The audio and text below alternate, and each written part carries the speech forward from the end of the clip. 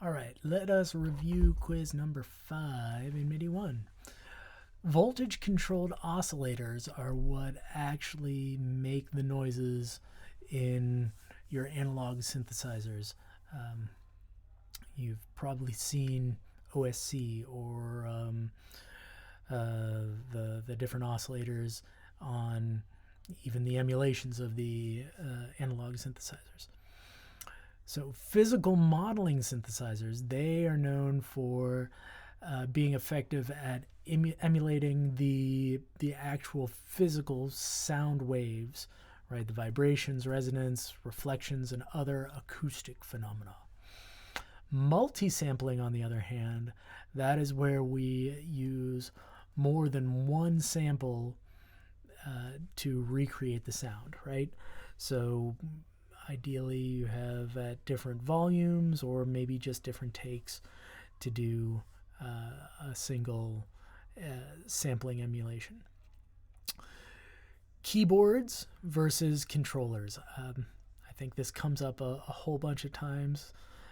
Just as to make sure we're using the right words for different things and understanding what is doing what. All right, so a keyboard is really just controlling things, right? So a synthesizer generates the audio, whereas a controller, that doesn't make any audio. A controller can just send MIDI messages back and forth. So keyboard synthesizer generates audio. The controllers, they don't. They just send MIDI messages. Hardware sequencers, MIDI control surfaces, and MIDI-enabled mixers. Those three things, they have a lot in common. All of those things end up being true for all three of them. They can all send and receive channel voice messages. They have MIDI inputs and outputs, and they control MIDI. So all those things are correct. System exclusive. We've touched on system exclusive a bunch of times already, right? And that really is kind of the best way to change a reverb parameter. Last week we did touch on that reverb exists in general MIDI, but you can't count on everything working with the general MIDI specification.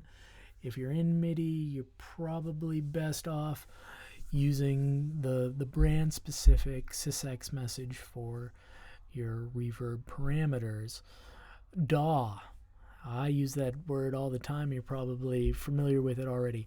DAW is the acronym for your hard disk recorder, which seems a little strange to me because DAW stands for Digital Audio Workstation. Now the two are pretty much the same thing at the moment, right? That DAWs are going to use hard disks. I guess a lot of them actually are kind of using the solid state drives, so maybe I should not say that for the future. But anyway, DAWs, hard disk recorders at the moment, yes. MIDI to audio conversion is not something you can do in a MIDI patch bay. MIDI patch bay, we can route things in and out and back and forth, but not into the audio realm. It's all just the ones and zeros. It's all just the MIDI information. Along that line, a MIDI workstation with a drum machine, you can synchronize those two by locking them together with clock messages, right? Those clocks, it's all inside of the same system. They should all be clocking to the same synchronization point. All right, and lastly, it is false that a MIDI patch bay can process MIDI messages using digital audio outputs to create an echo or delay effect. I think I see where this comes from in the analog world. You can use a regular tape machine to create an echo, and it's actually a pretty fun exercise to do if you have access to an analog tape machine, and you can work out the things. It's a great engineering exercise and can make a fun little game, but in the world of MIDI, no, not going to happen. Okay, great. So thanks a lot. I hope that was helpful to you. And like the kangaroo keeps saying, at these prices, I am not surprised.